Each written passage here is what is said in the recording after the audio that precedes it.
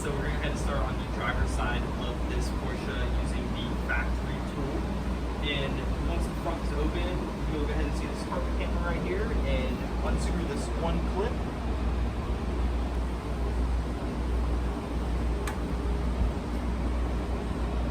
Okay, once you have your panel screw removed, you can fold back this carpet. See the hole? Take the tool, insert it in, make sure it all lines up. Then you go ahead and go towards the back of the car to release the headlight. You'll hear that satisfying honk. Keep turning it until the headlight pops out fully. Keep going until it stops. And then slightly, about half a rotation back to release the latch. Then you should just be able to slide this headlight right on that.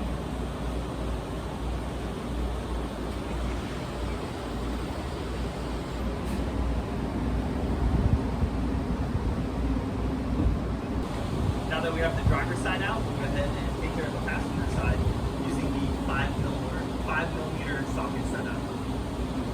Very similar to the other side, you'll go ahead and remove this carpet panel clip. This car is already set up for quick release and it is missing currently. So we'll go ahead and peel that back.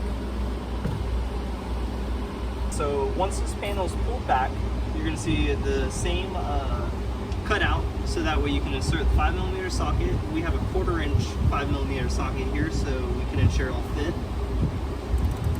And very similar to the last one, you'll go ahead and turn it towards the back of the car.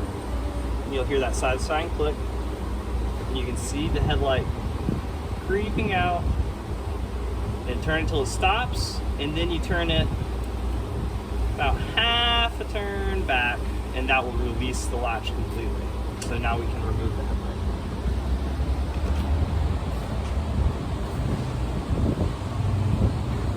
And just like that, your Porsche headlights are out.